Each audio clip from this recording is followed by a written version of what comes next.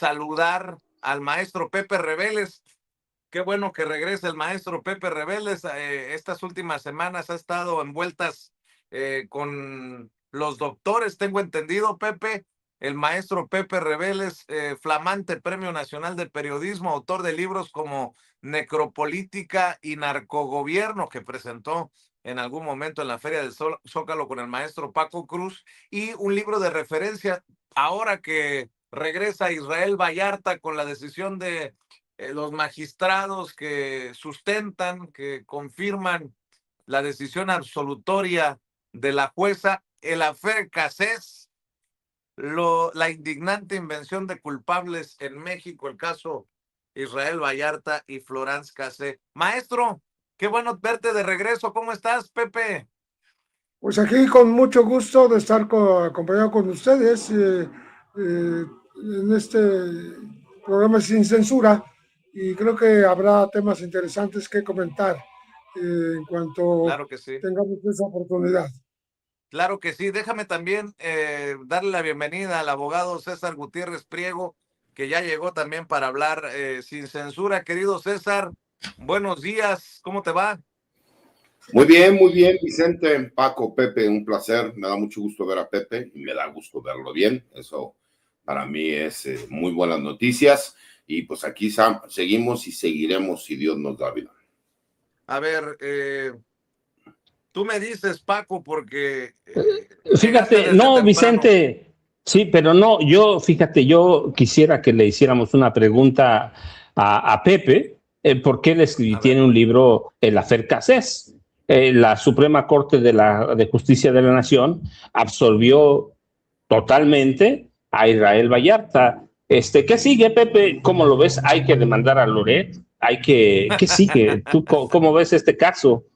No, es que ahí tiene muchas aristas, pero Pepe tiene un libro que aquí lo promocionamos, cada vez que estamos juntos, el Afer Cassés, así que Pepe tiene otro sentido de lo que debe pasar, lo que puede pasar, y pues va a escribir un libro de esta naturaleza, no es como ir a hacer enchiladas, así que para mí Pepe debe abrir hoy, como siempre, pero hoy más que nunca, por este caso, César y Vicente. a ver, mi querido Pepe.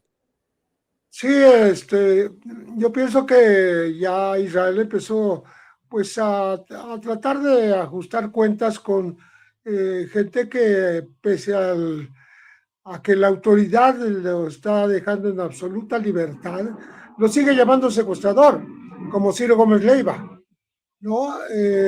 Entonces, Por ya retó cierto, a Ciro Gómez Leiva a que lo invite al Pepe, programa para... ya Ajá. se confirmó. Tengo entendido que el lunes estará en los estudios con Ciro Israel Vallarta, imagínate tú. Así va a ser, va a haber la posibilidad de que pues ejerza su derecho de réplica en esta ocasión, porque pues, han sido muchos años de insidias, pero lo que destaca es cuando hay una decisión de la autoridad judicial de absolverlo plenamente y confirmar la libertad que ya le había dado una jueza, pues es absurdo que se siga hablando de secuestradores y se siga hablando de la presunta banda del Zodíaco que nunca existió. Entonces, creo que es justo que Israel pueda en persona hacer estos desmentidos y a su vez, pues demandar a Ciro, no judicialmente, pero sí demandar que hable con la verdad y lo mismo hagan otros que se han sumado a este tipo de acusaciones, que vuelvan a entrevistar a los viejos testigos, uno de ellos que dice haber estado secuestrado, que es Ezequiel Yadir Elizalde, porque su padre pues era secuestrador a su vez y era Ezequiel Yadir Elizalde dijo que él estaba ahí porque se metía entre los presuntos secuestrados para escuchar lo que decían, y ahí intervino hasta la propia familia y agentes judiciales de la época, y todo eso está sin aclarar hasta esta época, aunque ya esté en total, absoluta e irreversible libertad Israel Vallarta, pues es necesario aclarar todos estos puntos simplemente para no dejarlos en el aire y no dejar que la impunidad siga persistiendo pese a esa libertad absoluta de Israel y que él haya iniciado por cuenta propia el ajuste de cuentas informativas con Ciro Gómez Leiva, me parece muy bien, y también lo hará seguramente con Carlos Loret de Mola, que pues, es el Mr. Montajes, es el hombre que estuvo a sabiendas haciendo esta transmisión desde el Rancho de las Chinitas, a sabiendas de que se trataba de un absoluto montaje por parte de Genaro García Luna y Luis Cárdenas Palomino. Pues qué tema, ¿no? Que nos tiene en el 2026. ¿Qué año publicaste el libro tú, Pepe? Yo lo publiqué en 2013. Imagínese usted. Y ahí pues ya poníamos en duda siquiera que hubiesen existido los secuestrados. Ya no digas que la banda del Zodiaco y que la lideraban tanto Israel Vallarta como Florence Cassés, ¿no? Todo esto, yo publiqué el libro después de que se fue Florence Cassés de México. Entonces, liberada después de 7 años de injusta prisión. Y que la recibió allá a su país con los brazos abiertos. Pero desde entonces, pues nosotros analizamos las cosas y vimos que había incluso pretexto para que Genaro García Luna hiciera este montaje del secuestro, que estaba de moda hacerlo a finales del gobierno de Vicente Fox y principios del de Calderón, pero con toda una invención, incluso de lugares donde habrían estado los secuestrados, mil detalles que continuaron durante los años y que, pues curiosamente, la autoridad no ha desmontado jamás. Así es. Mi querido César, tú traes tu propio tema con una política priista allá en Sinaloa. Te vi. Debo de admitir que cuando te vi con López Dóriga dije, cabrón, César con López Dóriga y más el tema. Ya vi que te contestó incluso la diputada esta del PRI allá en Sinaloa.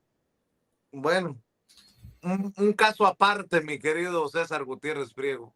Fíjate, Vicente, lo que pasa es que ustedes recordarán que hace ya varios años en el estado de Sinaloa todos tuvimos conocimiento cuando iniciaba toda esta problemática de la inseguridad en nuestro país, como personal militar había tenido un enfrentamiento en Badiraguato con un grupo de presuntos criminales. Dentro de este grupo de presuntos criminales, uno quedó herido, personal militar en buena lid y respetando los derechos humanos, lo llevan a recibir los primeros auxilios, aunado o sumado al hecho de que el personal militar que se encarga de dar primeros auxilios, que en este caso el personal de sanidad, ya le había dado los primeros auxilios y que estando en un hospital le dijeron que no tenían ellos todos los aparatos que se necesitaban para poderle dar el servicio y se trasladan a la capital del estado, ¿no? A Culiacán. Y ahí en Culiacán lo que sucedió fue que, pues lamentablemente, fueron atacados de forma artera y cobarde por un grupo de criminales pertenecientes al cártel de Sinaloa, en donde perdieron la vida y fueron cobardemente asesinados 5 elementos militares y 10 más resultaron gravemente heridos. Bueno, es un hecho notorio y público que yo fui el abogado, ¿no? De estos militares que terminaron lesionados y además de las viudas y de los padres de 5 de los asesinados, puesto que se tenía que realizar una serie de trámites. Estas mismas viudas y uno de los elementos militares me mandan mensajes y me dicen, licenciado, no deje que se salga con la suya esta diputada. Y ellos son quienes me dicen, ella tiene una relación con el Kevin, que fue el personaje al cual nosotros estábamos trasladando para que recibiera los primeros auxilios, porque su hermano es su compadre, y ahí es donde me dan todos los antecedentes. ¿Qué es lo que yo hago? Pues obviamente... Paola Gárate, ¿no? Nada más Paola para Gara. aclarar. Diputada Así del es. PRI. Entonces, cuando se da esta entrevista, cuando se da la situación, pues yo hago obviamente el señalamiento y también lo digo, ¿no? Que si la diputada dice o cree que yo estoy mintiendo, pues que me denuncie o me demande. Y entonces jurídicamente yo tendré la posibilidad de mostrar, ¿no? Todo aquello que, pues, por la misma información del asunto que nosotros llevamos, nosotros podríamos mostrar. Eso fue lo que sucedió, como se dieron las cosas, porque mi obligación, ¿no? Porque preguntaban cuál era mi motivación. Mi obligación es ver por los intereses de mis representados en todos los aspectos y no permitir que las personas que hayan estado involucradas pues salgan impunes y mucho menos, ¿no? Las personas cercanas a estos personajes que traten de utilizar una cuestión de seguridad, ¿no? En donde en teoría existen amenazas en contra de la diputada, lo cual yo desconozco sean cierto o no, serán las autoridades correspondientes, pero el hecho de la simulación es lo que a mí me molesta. Y pues obviamente aproveché para poder yo hacerlo del conocimiento, hacerlo público, con todo y que me parece que herí muchísimas sensibilidades, porque como me mandaron mensajes para reclamarme que por qué fue el medio en donde se dio la noticia, pero es que así es como se dieron las cosas, ¿no? Y para mí es importante, ¿por qué? Para todos se quitan la máscara, ¿no? Tú sabes que yo en lo personal no tengo un buen concepto de Rocha Moya ni del senador Insunza y que yo soy de las personas que cree que si cometieron delitos o estuvieron involucrados con grupos criminales, pues obviamente tiene que ser la Fiscalía General de la República quien tiene que investigarlos, procesarlos y si existen datos, sentenciarlos, ¿no? El hecho de que se esté utilizando toda esta parte de la generación de noticias desde el extranjero, pues me parece que nos da un antecedente de todo lo que ha sido la historia de nuestro país. Hay que recordar incluso cuando se da la independencia petrolera en nuestro país, el gobierno de los Estados Unidos junto con el gobierno inglés estaban a punto de invadir México, si no es porque estalla la Segunda Guerra Mundial. Si no, México hubiera sido, pues, obviamente, víctima de los intereses norteamericanos e ingleses que querían seguir teniendo el control de los recursos naturales como el petróleo en nuestro país. Por eso es por lo que se dio esta entrevista, mi querido Vicente, por eso es que fui con Joaquín López Dóriga y por eso es que fui completamente claro. Si consideran que lo que yo estoy diciendo no es verdad, me parece que no tendría ni siquiera que analizarlo con su equipo jurídico. Yo hubiera presentado las denuncias, ¿no? Y porque hay una serie de contradicciones dentro del mismo discurso de la diputada, pero que bueno, me parece que ella está tratando de aprovechar los reflectores para, yo tenía entendido que ella buscaba ser candidata a una presidencia municipal, me dicen que lo que busca es ser candidata al gobierno estatal. Está bien, ella está en su derecho, lo que no está en su derecho es que quede impune el hecho de lo que todos dentro de lo que vivimos, ¿no? Yo como asesor jurídico del personal militar y de los familiares que perdieron la vida en este artero asesinato, pues no se conozca que esta diputada tiene una relación, ¿no? Directa con el hermano del jefe de escoltas del Guano, ¿no? Que es el hermano de, por supuesto, el Chapo Guzmán, ¿no? Entonces, esa parte creo que era importante que se conociera y como dicen, fueran máscaras todos, mi querido Vicente, ¿no? Así es, hay que recordar que Paola Gárate denunció que había recibido un arreglo fúnebre en su casa, que supuestamente había solicitado protección, criticó que no le habían dado protección luego de las declaraciones del general secretario Trevilla en la mañanera. Es un poco el contexto de por qué también se da esto. ¿Ustedes creen que la gente está muy... Y bueno, no sé si se me estaba metiendo por ahí un audio de alguien, pero bueno, ese es precisamente el meollo del asunto, ¿no? Que dice Paola Gárate, la diputada del PRI, soy una víctima, protéjanme, pero no habla de sus relaciones que podrían también ponerla en riesgo, como lo que está señalando César Gutiérrez Priego, el abogado César Gutiérrez Priego. Creo que se congeló César. Ahí está ya. Ya está, ya mejoró la conexión. Mi querido Paco, ¿con qué tema vas tú? Mira, Vicente, yo estoy convencido que no debemos soltar en este momento a Ken Salazar, el ex embajador de México en Estados Unidos. Ciertamente no hemos leído el libro, pero leímos este fin de semana, sobre todo el domingo, por lo menos una parte que él quiere promocionar y que es supuestamente el miedo que Andrés Manuel López Obrador tiene por lo que pueda decir Ismael El Mayo Zambada. Y solo yo digo, bueno, seguramente igual el libro, sí, fue embajador de Estados Unidos en México. También insisto que con esta parte que dio, también quedan muchas dudas, porque un empresario cercano a López Obrador, sobre López Obrador no hablaba con nadie, punto. Cuando López Obrador quería decir algo, lo decía como presidente, y segundo, cuando López Obrador ha querido decir algo hoy, lo dice a través de libros. Así que para mí, por lo menos de momento, Ken Salazar está mintiendo y tiene muchos motivos para mentir. Su fracaso como embajador de Estados Unidos en México fue clarísimo. Y yo decía, hubo varias cuestiones por las que vino directamente a México y los encargos que tenía de la Casa Blanca y de sus amigos empresarios eran eran muy concretos.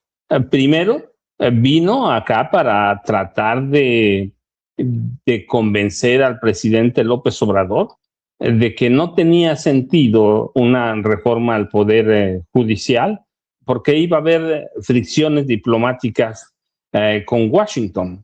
Así que una de las tareas cuando lo envían a México es esa, frenar una eventual reforma al poder judicial. Después, Ken Salazar también vino con otra tarea. Lo enviaron para convencer a López Obrador de cambiar su estrategia de seguridad, que el abrazos no balazos era una falacia y que él debía, López Obrador, seguir las políticas que dictaran desde la CIA, la DEA, el FBI o desde el Pentágono, porque veían ellos que López Obrador estaba negando la gravedad de la, de la situación en México, de la violencia. Así que, Ken Salazar causó muchas cosas aquí, porque además hablaba abiertamente de la necesidad de frenar ideas, programas de trabajo del presidente López Obrador. Todo fue un fracaso y el resultado es que el 27 de agosto de 2024 el presidente López Obrador lo dijo abiertamente: vamos a poner en pausa la relación con el embajador de Estados Unidos en México. Y ese mismo día dijo: vamos a hacer lo mismo con el embajador de Canadá, que se llamaba Graham C. Clark, porque los dos querían entrometerse en asuntos internos. Así que López Obrador lo puso en pausa, lo congeló, por llamarlo de alguna forma, así que Ken Salazar ya no pudo hacer nada. No pudo hacer nada tampoco con lo de la reforma judicial, y luego tuvo otro fracaso mayor que en Salazar. La idea es que convenciera al presidente López Obrador de que no hicieran cambios a la reforma, a la Ley de Seguridad Nacional. Y López Obrador, como recordamos, reformó la Ley de Seguridad Nacional, pero a ellos les interesaba un capítulo, el de la presencia de agentes de Estados Unidos en México. López Obrador proponía desde antes limitar, decía López Obrador que había un abuso de la presencia de agentes de todas las corporaciones policíacas de espionaje e inteligencia de Estados Unidos en México. Y tenía razón, eso es un problema que venimos arrastrando desde 1988 con Carlos Salinas de Gortari, y luego se refrenda la presencia ilimitada de agentes en el gobierno de Felipe Calderón, porque la Casa Blanca avaló el fraude electoral. Pero así que llega con todo eso en el portafolio Ken Salazar, y fracasa en cada una de esas cosas, fracasa. Y a él le pidió el presidente López Obrador, le pidieron detalles e informes sobre la caída y el transporte del Mayo Zambada a Estados Unidos. No se lo dieron, pero cuando Ken Salazar se va como un hombre lastimado, herido, desdeñado por el presidente Andrés Manuel López Obrador. Así que ahora que promociona por lo menos esta partecita, que tiene miedo, yo digo, verdaderamente hay una especie de venganza, hay una aberración cuando escribe, porque además no cita fuentes, es el embajador, fue el embajador de Estados Unidos, el país más poderoso de México. Si tienes una fuente, la citas, no te van a hacer nada, nada va a pasar, porque además, si pasara algo, tienes la protección del gobierno de Estados Unidos. El tipo al final, que venía como un enviado a los demócratas, termina por arrastrarse con Donald Trump. Entonces no le va a pasar nada. Y cuando haces este anónimo, cuando dices, bueno, es que un empresario me dijo que López Obrador tiene miedo de lo que pudiera hablar el Mayo Zambada, pues te das cuenta que está hablando de una gran mentira y que aprovecharon el fin de semana los periódicos para decir eso. Cuidado, López Obrador se derrumba. López Obrador está a punto de huir del país. No sé cuántas barbaridades he leído desde entonces. Así que es un tema que debemos tener en mente porque todavía el libro no sale a la venta. Saldrá y habrá que ver, aunque ayer lo dijimos, en lo que se centra este libro, pues es en el problema de la frontera. Pero si lo publicita así es por dos razones. Una, porque quiere vender libros en México. ¿Cuántos va a vender? Bueno, pues si habla de López Obrador, seguramente va a vender. Pero dos, habría que ver qué dice de la frontera. Pero con todos esos antecedentes que les doy, para mí, Ken Salazar regresa a México, aunque sea a través de las redes, a través de periódicos o declaraciones, regresa como un hombre frustrado, como un exdiplomático resentido y como un exdiplomático que quiere tomar venganza de López Obrador y no sabe cómo, sino a través de voces anónimas, que aquí tenemos muchas, Vicente. Me lo dijo un compadre de un tío, de un primo, que Vicente Serrano anda desesperado por todo lo que está pasando. Eso me lo contó alguien muy cercano a Vicente Serrano. Entonces hoy tenemos aquí en Salazar, podemos hacer una lista de los escritores, periodistas que hacen eso, que recurren a eso. Y hoy tenemos a un ex embajador que también, yo digo, por lo menos de momento da la impresión de que recurre a la mentira para meterse en un eje conspiracionista contra México, Vicente, Pepe y César. Pepe, por lo que está diciendo Paco, de llamar la atención que muchos medios y muchos periodistas retoman esto del libro de Ken Salazar, del amigo que le dijo que López Obrador estaba temblando por la sopa que pudiera soltar el Mayo Zambada, lo usan como confirmación de sus dichos de que van por López Obrador, y nadie se pregunta por qué no tuvo la valentía Ken Salazar para escribir qué fue lo que ocurrió verdaderamente en el secuestro, traslado, arresto ciudadano, como le quieran llamar, a esta situación de el vuelo en el que termina en Estados Unidos el Mayo Zambada. Qué extraño. Para mí me resulta muy extraño y nadie se pregunta, oye, ¿y Ken Salazar si tuvo la valentía de decir que López Obrador temblaba? No tuvo a bien decirle al mundo qué fue lo que verdaderamente pasó, qué agencia estadounidense se llevó al Mayo, o qué fue lo que pasó, mi querido Pepe. Sí, como dice Paco Cruz, tiene razón, abusa del anonimato, porque en su libro La Frontera, cuyo adelanto publicó el diario Reforma, Ken Salazar llama a la persona que le dijo justamente lo de que Andrés Manuel López Obrador estaba preocupado por lo que dijera el Mayo en Estados Unidos, después de que fue llevado contra su voluntad en julio de 2024, le llama el susurrador a este informante, no dice el nombre del empresario, es el susurrador. Entonces, este susurrador le habría dicho esto, no se puede confirmar porque lo dice de manera subjetiva el propio Ken Salazar, y dice que es un empresario, que era amigo muy cercano de Andrés Manuel. Pero bueno, sí, me parece que está obviando dar información muy diferente, que es la que realmente sí quería Andrés Manuel López Obrador, y lo acaba de recordar la presidenta Claudia Sheinbaum.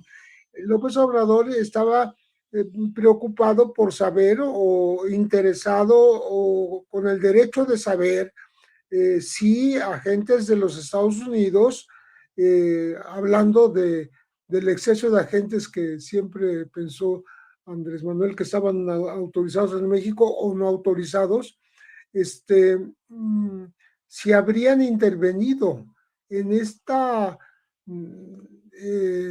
en este traslado contra su voluntad del Mayo en julio de 2024 hacia los Estados Unidos, en donde se utilizó al ahijado del propio Mayo, que es Joaquín Guzmán López, y que se entregó también a Estados Unidos. Entonces estamos hablando de que sí había un interés de Andrés Manuel, pero por ver qué tanta injerencia había habido de Estados Unidos en esta planeación y en este engaño y en este traslado del Mayo para ser entregado a las autoridades de los Estados Unidos. Allá está el Mayo, pues esperando seguramente una cadena perpetua, pero Ken Salazar no dice las cosas que quisiera decir, que debiera decir, porque pues está en posición de decirlas porque fue un embajador que no puede andar diciendo que el expresidente estaba preocupado porque iban a soltar la sopa, ¿no? El Mayo en Estados Unidos. Entonces, creo que lo único que está provocando el nuevo libro de memorias de Ken Salazar, la frontera, un ensayo por por un Estados Unidos inclusivo, ahí mete un poco la política estadounidense, pues es exactamente eh, alterar a la opinión pública acerca de un tema que no se puede confirmar que sea cierto. Lo dice un ex embajador, bueno, lo puede decir y no necesariamente están diciendo la verdad. De todas maneras, nunca se dio la otra parte, la que está reclamando, o bueno, está recordando Claudia Sheinbaum, de lo que sí reclamaba López Obrador. ¿Quiénes son los agentes que participaron, si es que participaron, en este traslado contra su voluntad del Mayo hacia territorio de Estados Unidos? Porque fue pues, realmente un secuestro, ¿no? Y esto, pues sí, afecta a México porque estamos hablando de una violación a la soberanía, no se sabe muchas cosas de este famoso traslado con engaños del Mayo Zambada hacia Estados Unidos, en una reunión, habiendo sido tomado preso por agentes de los Chapitos, pero eventualmente también algunos agentes estadounidenses, para ser llevado contra su voluntad en un avión hasta los Estados Unidos. Entonces, estamos hablando del tema más delicado, no de un presunto temor de que el Mayo iba a soltar la sopa en los Estados Unidos. Creo que falta mucho por aclarar todavía de la forma en que se llevaron al Mayo a los Estados Unidos y quién lo planeó, quién lo ejecutó, cómo lo hicieron, qué tipo quién era el piloto que pudo entrar a territorio de Estados Unidos sin permiso de entrar, etcétera, etcétera. Eso todavía está sin resolverse más de 2 años después. Así es. Oye, César, estaba leyendo también tu columna, que invito a la gente para que la lea en La Silla Rota, como todos los martes. El narco en redes sociales, guerra de narrativas y reclutamiento abierto. Los cárteles mexicanos dejaron hace tiempo de operar únicamente en las sombras. Hoy tienen community managers, estrategas de contenido y en algunos casos presupuestos de comunicación que envidiaría cualquier agencia de publicidad. Bolas. Y por ahí me apuras tantito y hasta tienen en la nómina a algunos periodistas. Entendió el que entendió, mi querido César. Es correcto, Vicente. Fíjate, me llamó la atención, por eso quise escribir esta columna, cómo han ido ganando, ¿no? La lucha narrativa en las redes sociales. Hay algunos que les gusta la violencia, entonces se maneja por medio de la violencia, pero en muchos otros es el vender un mercado de seducción para los jóvenes en México. Nosotros tenemos los antecedentes, ¿no? De cómo estuvieron reclutando por parte del Cártel Jalisco Nueva Generación, la familia Michoacana y diferentes grupos criminales por medio de las diferentes redes sociales. Ahorita jala mucho TikTok entre los jóvenes. Y la verdad es que es algo que yo ni siquiera me había dado cuenta, que mis hijos fueron los que me mostraron, me dijeron, papá, ¿ya viste estos videos? Y ahí es donde yo me di cuenta que esos videos lo que estaban haciendo era seducir a los jóvenes, como que la vida criminal era la vida que más les convenía a ellos, porque además estaba llena de riquezas, de, por supuesto, la posibilidad de allegarse, pues, de vehículos, de fama, ¿no? De reconocimiento de las mujeres, a las mujeres para con los hombres, etcétera, etcétera. Entonces, cuando empiezo a hacer un poquito de investigación, me doy cuenta que muchos de estos videos te terminan trasladando a otras redes sociales, ¿no? En Instagram, en Telegram, y en Telegram ya los mensajes son muchísimo más directos.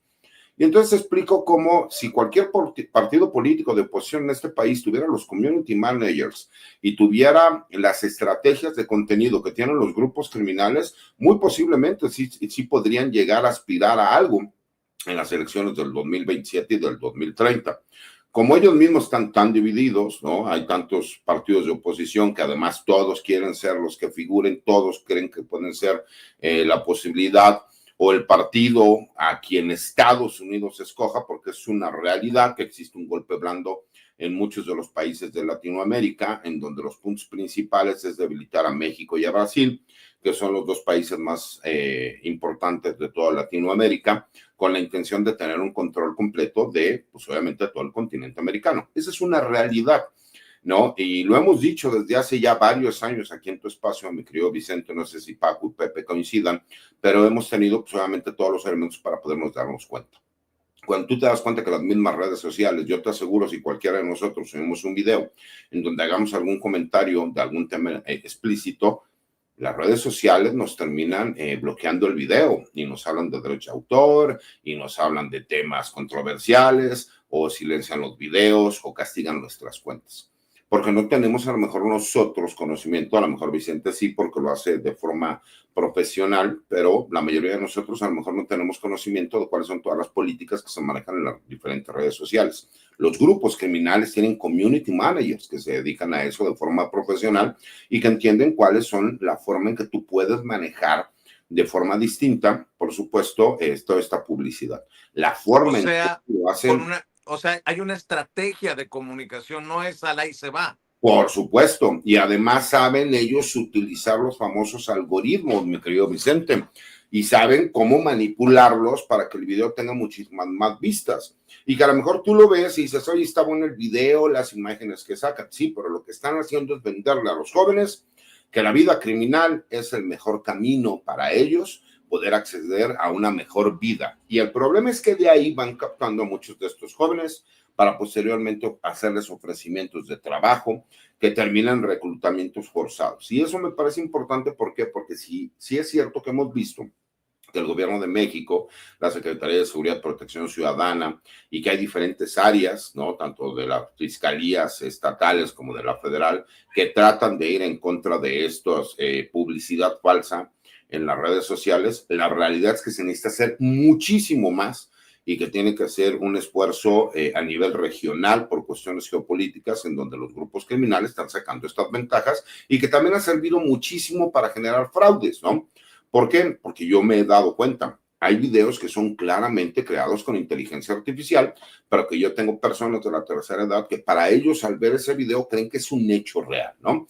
Entonces creo que ya es una narrativa y un trabajo abierto por parte de los grupos criminales que ellos están aprovechando el que la tecnología cada día va creciendo y por más que la autoridad trate de prepararse, en realidad no tenemos la forma en cómo poderlos frenar. Y cuántas veces hemos visto, ¿no?, que pues los jóvenes siguen siendo reclutados, la gente sigue siendo estafada y que en realidad los grupos criminales, el narco, pues se ha apoderado de muchas de las redes sociales y que la guerra de narrativas de reclutamiento sigue abierto y que ellos aprovechan, ¿no?, todas estas situaciones para sacar beneficios de carácter económico y de carácter social, porque incluso ellos lo que tratan es de tener una buena imagen ante la juventud, ante las zonas regionales, y como tú lo dices, utilizan a ciertos periodistas incluso para dar a conocer una noticia, crear una contranarrativa, y así como existe espionaje, pues también hay contraespionaje, ¿no? Lo mismo pasa aquí, hay inteligencia y contrainteligencia, y ellos saben manejarlo muy bien y se aprovechan de eso para sacar beneficios y reclutar jóvenes de forma forzada, sin que sepan incluso que van a ser reclutados. Qué miedo, qué miedo. Nada más para cerrar, si me permiten, si tienen tiempo, creo que por alguna razón se ha desconectado el maestro Paco Cruz, ha estado lloviendo, tal vez sea la electricidad, el internet. ¿Alguna opinión, alguna reflexión, Pepe, después César, sobre por qué sigue siendo López Obrador un tema tan intenso para muchos? Porque entiendo que la última vez que estuve ahí en la mañanera le planteaba a la presidenta esta encuesta de las eras de Motecnia que mencionaba que López Obrador trae el 70% de aprobación entre la gente encuestada a 2 años de haberse retirado. ¿Será que no estoy tan loco como lo expuse desde hace años de que buscarían acabar con el legado de López Obrador, la imagen de López Obrador, porque sería la única vía para en algún momento eh, que la derecha golpee al gobierno en turno?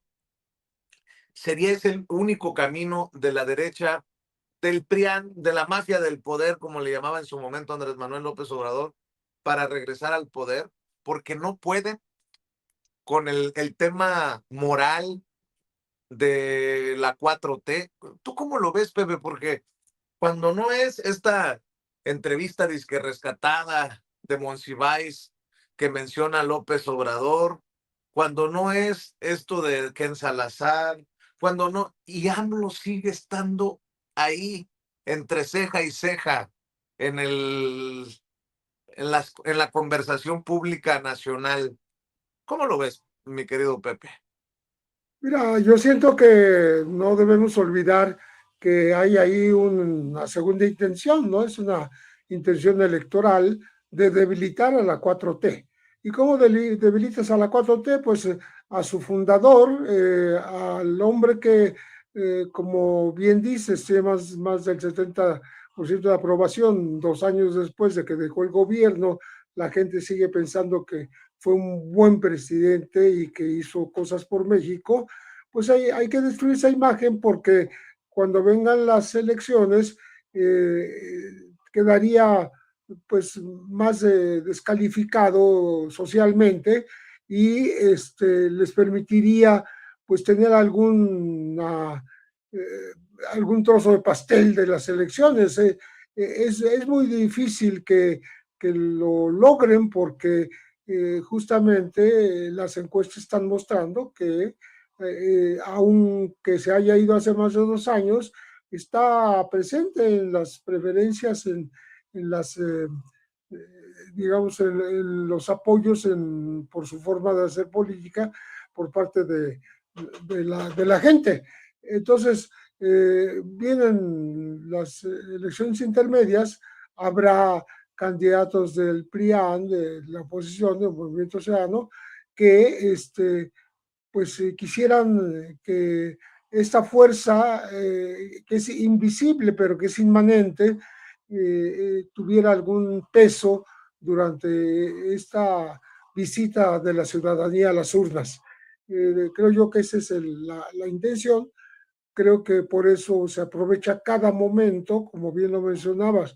Uno de ellos es incluso este libro de Ken Salazar, hablando de que AMLO estaba preocupado de lo que fuera a decir el Mayo en los Estados Unidos a describir la narcopolítica en México, etcétera, pues que lo afecte, que le baje el volumen a su presencia mediática y electoral, y de esa manera, pues no dejar que la 4T siga, digamos, gobernando este país y varios de los estados, que no, ellos quisieran repetir el fenómeno de Coahuila en varios estados más, pero no están las condiciones dadas.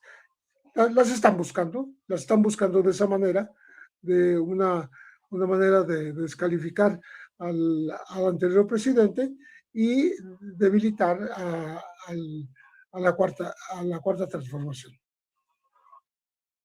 Le recuerdo que el maestro Pepe Reveles es Premio Nacional de Periodismo, no está en redes sociales, pero afortunadamente tenemos trabajo de él en Necropolítica y Narcogobierno, Nuevas Dinámicas de Poder en México, del maestro Pepe Reveles, y el libro que mencionábamos de El Affaire Cassés, La justicia convertida en farsa, la indignante invención de culpables en México, que creo que es importante revisarlo en estos momentos en los que Israel Vallarta nuevamente aparece en medios de comunicación, como lo hizo el pasado viernes aquí en Sin Censura. Mi querido César, ¿quieres cerrar con una reflexión sobre esto que planteo?